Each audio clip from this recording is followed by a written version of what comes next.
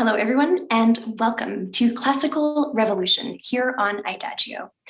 My name is Rachel Fenlon, and this is my weekly series in which I get the great pleasure of chatting with guests in the classical music world, people who inspire me, people who are really pushing boundaries in classical music, and asking them what inspires them, what fuels that sort of boundary-pushing, risk-taking. Today, I am thrilled to be joined by Anna Lapwood. Organist, conductor, composer, a broadcaster, educator, Anna is a trailblazer in the musical world. She is currently the director of music at Pembroke College in Cambridge, a position she's held for the past 5 years. And it's really a pleasure to welcome her to the show today. Hi, Anna, welcome. Hi, thank you so much for having me. It's lovely to be here. Yeah, thank you for joining. It's lovely to have you. And I'd love to begin by just asking you what your earliest musical memories are and whether there are sort of particular musical moments that jump out to you as being really important for you down the line. I think my very earliest ones are actually my piano lessons. I had lessons with this amazing old lady called Christine Wilde in the village where I grew up, and she had this beautiful little house with a grand piano, and I have very vivid memories of sitting at the piano playing and then walking out of the lesson. We would always walk through her garden, and she had these tiny little strawberries in her garden, so I associate the piano with these tiny fairy strawberries. Yeah, I think that's kind of my earliest memory. Oh wow, that's a really nice association with music. And I mean, can you walk us a little bit through, so I know you were formerly a harpist, a harp player before you became an organist. Kind of what was the trajectory to sort of where you are now in terms of choosing the organ as your sort of main instrument?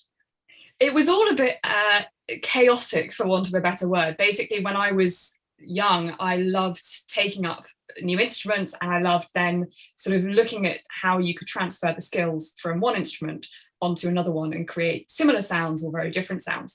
So I started with piano and violin, and then gradually just started adding all these random instruments in. So I did the clarinet and the flute and guitar, and my parents started to get quite sick of me by this point. And then I ended up taking up the harp, which became a huge feature. And I realized that actually that was an instrument I really loved, and it was very different, very hard to take anywhere, but a beautiful instrument to play.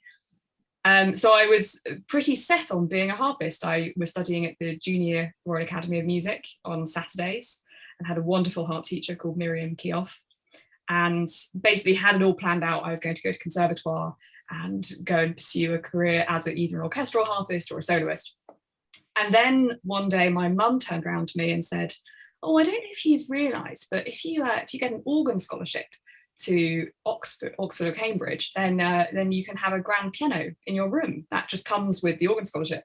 And I thought, hang on a minute, I'm missing a trick here. And so took up the organ, thinking, oh, well, I could always see if the organ is an instrument I might enjoy and like, and ended up sort of falling in love with it and applied for an organ scholarship and got the scholarship at Magdalen, which I didn't really know what I was getting myself in for, but had the most amazing time, and it's all kind of gone from there. Wow, that's a really incredible story. Wow, I like that. You know, the impulse being, you know, you wanted the piano in your room. That's what I really admire about your artistry is kind of the broad scope of what you do and of all these different musical roles that you have. And I wanted to ask you how you find freedom in the interplay between those roles. It must be so liberating to kind of take up all that space. And I was just wondering if you could talk a little bit about that. I think it's really nice to hear you say that it must be liberating, because I think it's something that I've sort of battled with a little bit. I mean, I'm guessing you probably have the same. All musicians, when they're growing up, are told, oh, no, you have to focus. You really need to focus on one thing. And I always had a problem with that as a kid, as you can tell from taking up every instrument I could. But I remember so many music teachers telling me, no, you will not get anywhere unless you focus on one specific instrument. And I've always kind of resisted that idea, because I think I love the breadth, and I love the interplay between the instruments. And for now, the organ and conducting, I love the way they interact. So I might be exploring an idea of breath in a choir practice, and I'll then go back to the organ and think, well, hang on a minute, I need to apply the same concept here, because if it were being sung, they would need to take a breath. So you can have this amazing meeting of ideas if you play different instruments. The challenge of it is obviously that you're trying to do everything as well as possible, and there are only so many hours in the day. And I've found that I have to compartmentalize a little bit and say, right, well, for this month, I'm really putting everything into the organ. Or for this month, I know I've got this big concert that I'm conducting, so I'm going to put as much as I can into that. And that can be hard. Yeah, that was definitely going to be my kind of next question was, do you have to be really organized, particularly about your creativity, which is, you know, that thing we really need, especially as performers. So yeah, I mean, are you really sort of day to day quite organized about that? Just, I think anyone who knows me will laugh at the suggestion that I'm well organized. I would love to say I'm well organized. I think, again, chaotic is probably a better way to describe it. But actually, one of the things that I have found really interesting about lockdown is that we've all had so much more time to reflect and really think about our creative process and think about what works and what doesn't. And I've had this slight kind of breakthrough of realizing that actually, if I'm going to get 3 or 4 hours good practice done, I have to do it first thing in the morning, and I have to not touch my emails until I've sat and had that time. Because otherwise, I mean, again, you know what it's like. Your brain starts to fill up and think through all those emails while you're trying to be creative and make music. And you can't make interested and invested musical decisions if you're thinking about what the choir is going to eat at a lunch or something like that. Exactly. I really had to wonder what that, especially because you're in a few positions of leadership as well. And so you are really dealing with sort of day-to-day things in a big way. You've spoken a lot about sort of finding your authentic voice, and particularly because you're a trailblazer, because you're doing something that, you know, no one really has done in your field. And I wanted to read a quote of yours before I ask you a couple of questions. So you say, people are going to tell you you're making the wrong decision because it's a path which has not been explored before. And I wonder, how do you navigate that? Do you sort of have a set of sort of values that you go back to, or how do you counter sort of all of the external input, particularly because it's a path that you are forging yourself? It's something I've really struggled with, actually, because I think it's this thing in classical music, you're brought up to respect your elders. Well, we're all brought up to respect our elders. And it's really hard if someone you respect says, or just, well, anyone who's older than you and has been doing this for more time, if anyone turns around and says, I think you're making a massive mistake, you're doing it wrong, you need to focus, then it's a shock. And you think, oh my gosh, I've done it all wrong, this is a disaster. And you start to believe it. And I think it took me quite a long time to have the confidence to turn inwards and say to myself, actually, I know that what I'm doing is part of a larger plan, even if I don't quite know what the plan is yet. I know that it's part of a bigger thing, and I know myself, and I know myself better than that those people know me.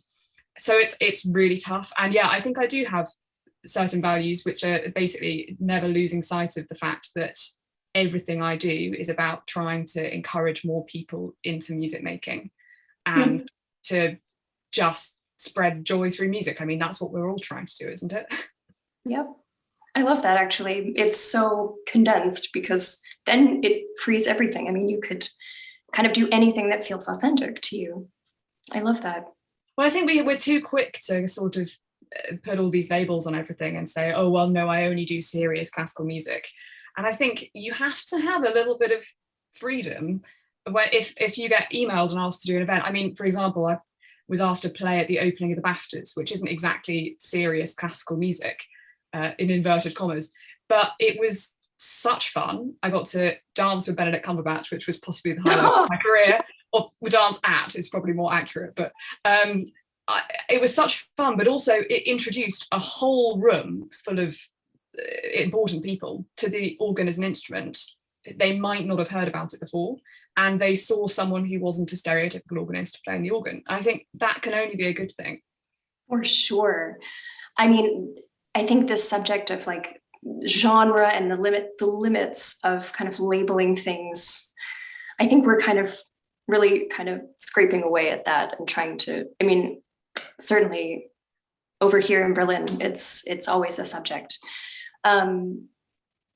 Yeah, I mean, something that of course comes to me now is also that you're quite vocal on social media, and I feel like you really use that also as a platform to engage and to sort of speak with people who might also not encounter the organ. I mean, you're doing a composer challenge right now, which is really cool. Maybe you can tell us about that a little bit. Yeah, I mean, well, I'll start just sort of more generally with social media. I think it's I obviously grew up as part of the social media generation. So I remember Bebo when that was sort of a thing, and it was all very exciting, and had Facebook and all of this. So I guess I've sort of grown up online, and I've always really enjoyed, even before I was really doing anything publicly, I've loved sharing sort of behind the scenes glimpses about what it's like. I remember I used to post little funny things that had happened in chorus rehearsals and things like that. And now I'm sort of trying to use it to do the same thing. So show people a little glimpse of what it is like to be someone who is being an organist, but also a conductor and also doing some broadcasting, and show that that variety is okay. And also to try and be honest about what it's actually like, because we all complain about the sort of social media gloss, and that's definitely a thing. We've all seen it. But I think being honest about the fact that actually I get nervous or I'm struggling to focus sometimes. I think it's almost our responsibility as musical artists to be open. Someone who does this really well is Nicola Benedetti. She's been sharing all these behind the scenes practice, and Hilary Hahn as well. Yeah. This idea of letting people in and being vulnerable, I think that has the potential to inspire so many more young people into music than showing them the glossy finished products and showing them something that they might think is completely unattainable. Absolutely. Absolutely. Yeah, you're exactly right. It's a funny line that we have to trace or tread as classical musicians. And I'd say probably in any field, you have to, it would be difficult, but it's somehow in classical music, we also have this, I don't know, this kind of traditionalism sort of hanging on our shoulders. And you have to, I also try to get away from that. And yeah, I think social media is a great way also to kind of form a community as well. So yeah, and actually, sorry, I realized I didn't answer the other part of your question, which is about this female composer challenge. I like to set myself little challenges on social media quite a lot, because it just makes a nice change from me posting pictures of myself eating a bun or something similar. It also features quite heavily along with my plants. But yeah, I just, in fact, had this idea, I think at 11:30 at night, the day before the start of March. So just before I started it, I was like, this would be a great plan. And so I thought what would be lovely is for Women's History Month to post a different piece by a female composer every day.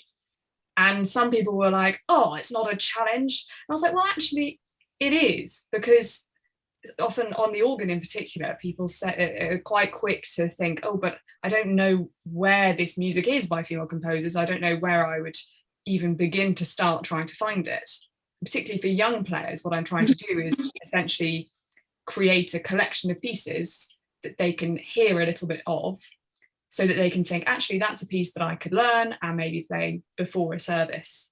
I think I'm so keen on encouraging more people to play music by underrepresented composers, and one of the barriers can be that they can't hear recordings of it because it hasn't been done. So it's just trying to kind of open up a conversation around those pieces. Yeah, absolutely. I mean, I couldn't speak to you without talking about sort of gender equality, and like it's definitely something I want to hear your thoughts on, and particularly sort of, I'm curious how that has evolved for you in the last, say, 5 years, particularly as your position as music director. Yeah, I would say, I mean, you're a huge advocate for sort of for gender equality, and particularly in your field, which is quite male dominated. Bit of an understatement. So yeah, I'm curious, how have you seen that evolve for you so far? I think it's been quite a bizarre journey, actually, because I think when I started firstly, I was in an all-girls school.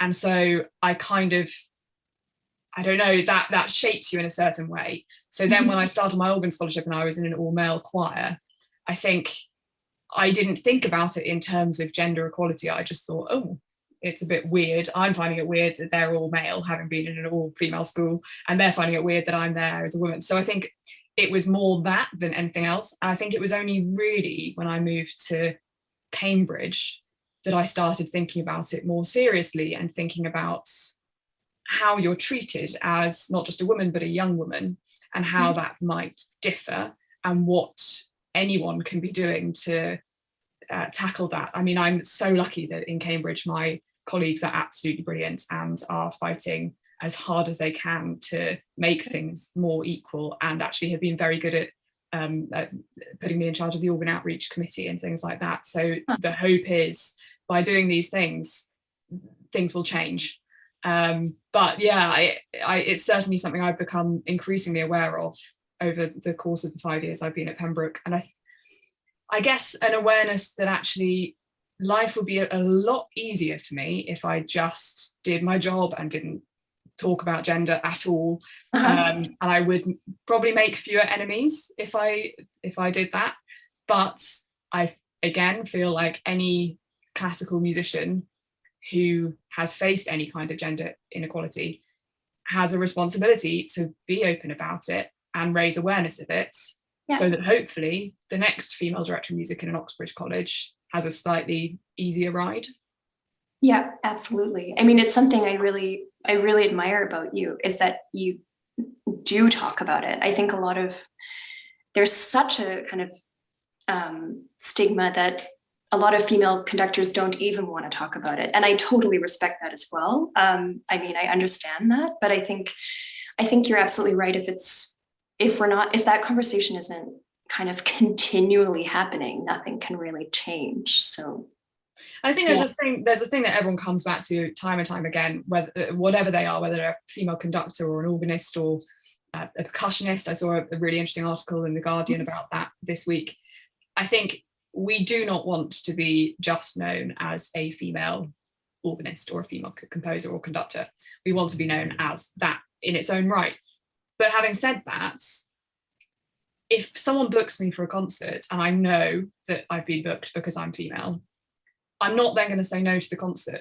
What I'm going to do is try and play as well as possible, so that the next time they might book someone for their playing as opposed to tick a box from a gender perspective. Yeah, absolutely. In terms of kind of where that still needs to go, I mean, the work for this will not be done for years. But I know that you're a founder of the girls' choir at Pembroke, which is aged 11 to 18, is that right? Yeah, and I guess I'm curious, my question is, what does that work sort of illuminate to you in terms of like gender equality and where it needs to go? Does that work kind of inspire new ways of thinking about that? Yeah, I think it reinforces for me the idea that actually gendered spaces can be a positive thing, because so often when we talk about equality in the choral world, the obvious thing is, oh, boys' choirs, they're terrible things. But actually, something I keep going back to is we don't think of girls' choirs as terrible things. So why do we think of boys' choirs as terrible things? And it's because of historical imbalance. But I do so strongly believe that those spaces can be really beautiful and really exciting. I think mixed choirs are brilliant as well. But I think sort of a boys' choir and a girls' choir, it has its place. And certainly for me, working with the girls, I adore it. I really adore it. And we have conversations that I don't know if those conversations would happen if there were boys in the room as well. Right. Yeah, especially at this age, actually. Yeah. And it's amazing. I mean, it's just amazing work that you're doing, because it's probably also inspiring them to think that they can be in these leadership positions, and I mean, all the other joys that come with singing. So it's really cool. But it's also because so much of the music we do with them, particularly the last couple of years, has been music by living composers and female composers in particular. And I love the fact that they now just assume that anything they've sung is by someone who's alive. And I think that's such a wonderful thing. So often they'll be like, oh, is the composer going to be here today? And they just now assume that that is how it works. I love that. My goodness. Wow. Yeah, cool. Something I like talking about on the show generally is like the idea of risk taking in music making. And my question for you is, what kind of role does that play for you in your life? And also, what's your philosophy towards sort of making mistakes and failing and growing? And yeah, I'm just curious to hear your thoughts on that. I think it differs whether I'm talking about conducting or organ playing. I think with conducting, I love taking risks and I love changing things. The choir might not enjoy it quite so much, but I love playing around in the service or concert and doing something slightly differently. And that amazing thing that might happen where everyone suddenly goes into hyper focus mode and goes, oh, we're doing it differently. We're going to make some music. I think that some of my favorite musical moments have been the result of that kind of risk taking. I think it does feel very, very different when you're at an organ console by yourself in a massive concert hall, very, very lonely on the stage. I'm trying to get better at not getting bothered by mistakes. I think it's hard, it's really hard. And the more I do, the more I kind of try and, the more I criticize and the more I'm trying to not criticize. It is difficult. And I think we have to just be aware as performers that like mistakes are part of who we are and part of what makes it beautiful and human in a way, within reason, obviously. Yeah, no, exactly. I mean, I read an interview of yours with Classic FM, I think it was last month, and you said something really interesting, which was that kind of the problem with right now is that a lot of us, and like a lot of also the younger generation of musicians, have to do everything digitally, and that it's all permanent. And that kind of means there's less risks to make mistakes or less space to make mistakes. I thought that was a really great point. Yeah, I mean, going back to this idea of some of my favorite musical moments being the result of risk taking, I think that applies across all classical music making and beyond, actually. And I think I certainly find that if a concert is being filmed and recorded, I'm far less likely to take those risks. I will play it safer and I will think, right, I would like to get through this from A to B without making any mistakes. Let's try and do it. And it's really, really hard to get out of that mindset. I try and push myself out of it when I can, but it's that kind of safety net of I know that I could play it safe and okay, or risky and potentially really, really well, or it could end in tears. And I worry about the fact that now every concert, every service, every wedding, everything is streamed, and it leaves no room for just making music with the people who are there and having that beautiful sort of shared experience of music making that then is just a memory for everyone involved, because that's what's lovely about it, isn't it? Oh yeah, I love that you said memory, because that's something I was thinking about lately, was that's also something we're missing because we don't have live music, is the memory of that performance and what it does to you later that day or later that night or the next day. Or interesting. Yeah. I remember the analogy I often use is when I was little, well, sort of a young teenager, I'm ashamed to say I used to watch The X Factor. And I used to follow it quite religiously, and I would download the MP3 of the people I liked. I would download it after the performance. And what I always found really interesting, I remember even at that age, I found it fascinating how I'd watch their performance and think, oh, that was amazing, that was so exciting, they sang so well. And then I would download the MP3 and listen back and be like, hang on a minute, that note was out of tune and that was wrong. And that says a lot about me as a child, I have to say. But it made me realize how important the kind of performative aspect is. And if you remove that from a live, or allow it to be played back and analysed in a live setting, it's sort of not what it's designed for. Yeah, exactly. I mean, it's sort of why a lot of the recordings that I like listening to are like archives of live recordings. You know, if it's usually would be my first choice to discover a new piece, and it's for exactly that reason. Yeah, it's an interesting time, and of course, especially in Corona, with all of this, just everything. I did want to ask you about this really cool project that you started last year, which was with the NHS staff, and it was this choir of over 1,000 people or something. How did that idea come about, and what was that experience like for you?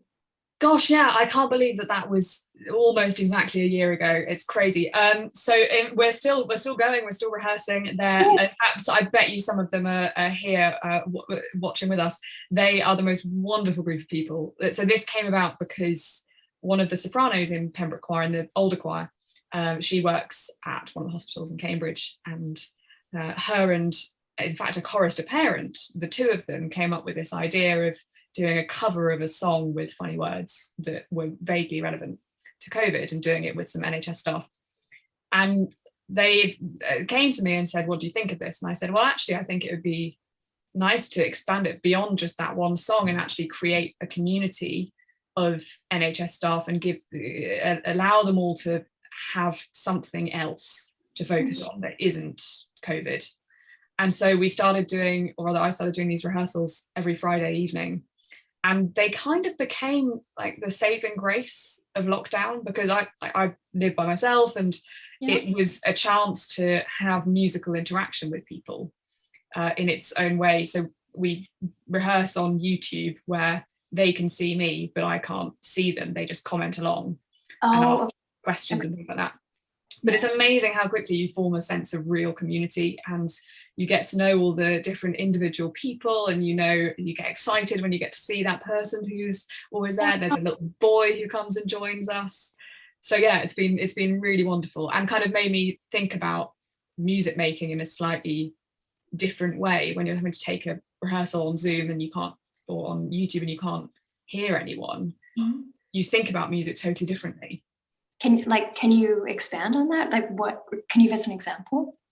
Well, you have to, instead of it being all about listening, it's all about predicting, which I guess the role of a conductor does involve some element of predicting, but I think you'd be quite a bad conductor if your entire rehearsal were just shaped around predicting what was going to go wrong and then not actually listening at the same time. So instead, it's now about predicting and finding ways to keep absolutely everyone engaged in a virtual process for an hour, without them actually being able to see anyone else except me.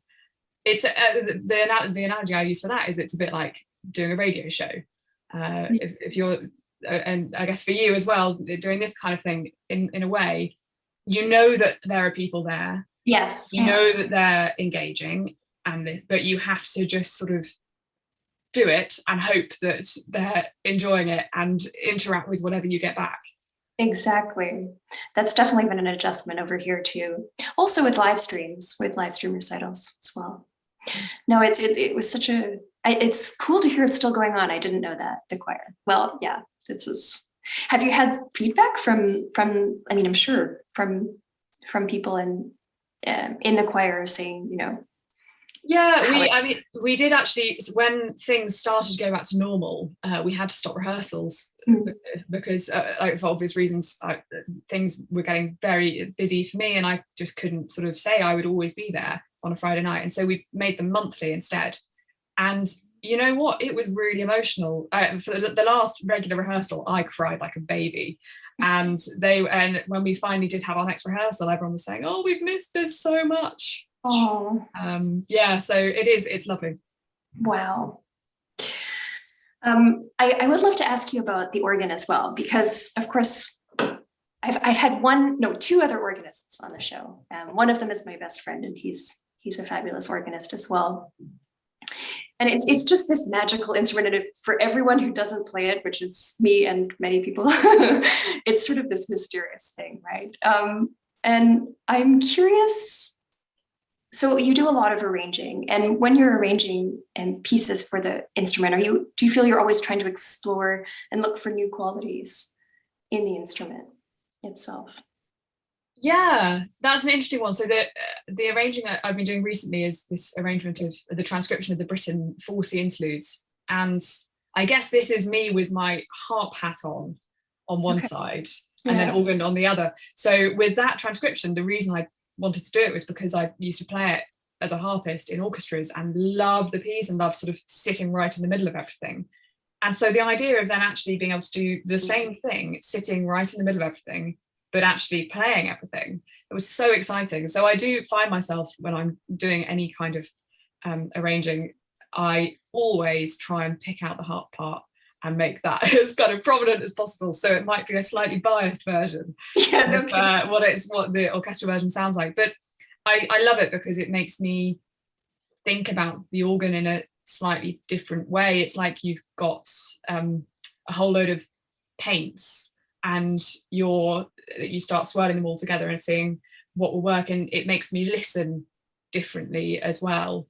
And there's just something so exciting about sitting there with a full score and with your version and then playing around and suddenly having that breakthrough moment of going, hang on a minute, that's how to make it sound like muted horns.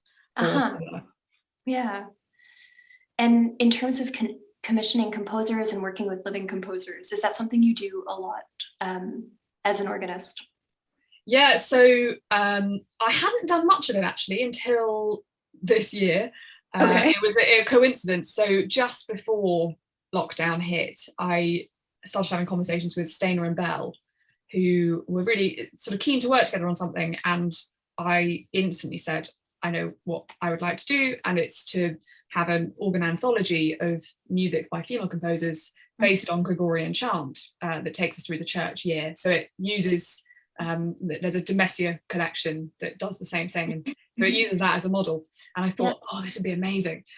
And what I've loved about that is having conversations on Zoom about these little musical fragments and then watching that turn into a complete piece. And I mean, really, when they arrive, I kid you not, I print it out and I run to the organ straight away to play through it, and I get so excited. And I often, like, I'm meant to be doing 5 other things that just don't happen that day because I'm so desperate to just play through and see what that conversation has become musically.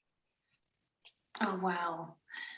And are there certain, I mean, it's kind of a silly question, but there must be certain composers that you love for certain qualities on the instrument. Is that? As in just general composers. Yeah, exactly. Sorry, that sounds weird, doesn't it? General composers. I mean, the composer I will always turn to is Bach, and I know it's such a cliche. Everyone's like, oh yes, I turn to Bach, but there's just, if I'm having a creative block or anything, I know that I can find a piece that will make me just want to sit and play. So recently that's been the Fantasia and Fugue in G minor, and I had been struggling with practice and focus and finding motivation, and then I opened that and it sort of set the wheels back in motion again. And he knows how to write with the organ so perfectly in the way that it engages your entire body, and it's sort of like it feels a bit like doing a Sudoku puzzle and a Rubik's cube at the same time, but with your body. It's quite hard to explain. I mean, I'm a pianist, so I understand that going back to Bach, and he's also my favorite composer, and it's like a meditation. I usually start my day by playing something from the Welttemper Clavier, but I think it's more like just a Rubik's cube, not both. Well, I mean, the beautiful thing about being any kind of instrumentalist, but particularly with sort of trying to push yourself to explore new avenues and music that isn't necessarily standard rep, is you can just discover that you fall in love with a new composer. So this happened to me today with Florence Price, and I've played a couple of her organ pieces before, but I suddenly found there are 5 volumes of organ music by her. And I found, I bought them, and I bought them for instant download, which is always an exciting moment. And I sound like such an emotional person, but I printed out one of these pieces, and I sat down and I cried, because I was just like, I love this music so much. And I can't believe I didn't know how wonderful she was as a composer. And that's what I love, because I'm 25, and I've just discovered this whole world of music that I didn't know about. Oh, that's beautiful. It's very exciting, and I hope that we see more videos and clips of online. Sure. Anna, it's been such a pleasure having you and chatting with you, and I could talk with you for ages, but I want to ask you sort of one last question, which is, how and when do you feel music can be revolutionary? Oh my gosh. Question. You don't pick the easy ones to end with, do you? Oh my golly. I think music can always be revolutionary, because it's such a personal thing. And I guess why I love it is it can cause personal revolutions when you least expect it. Like with the Florence Price thing today, that was a big moment of revelation and revolution, I guess, for me. And music has that power to create that response from people over and over and over again, and reach them in a completely personal way. And I feel like it's sort of one of the only art forms that does it as well as it does. Sorry, that was a terribly incoherent answer, but no, it made some sense. It makes complete sense. Yeah, that's so wonderful, really. Yeah. Oh, well, this has been so much fun. Thank you. Thank you for joining all of us, and for everyone who tuned in. And we're looking forward to your Britain album, which is coming out next fall. Yes. Yeah. Cool. Well, thank you so much, Anna, and wishing you all the best with all the projects coming up, and take care. Thank you so much. You too. Have a lovely rest of the evening. Thanks. Thank you. Bye. And see you, everyone.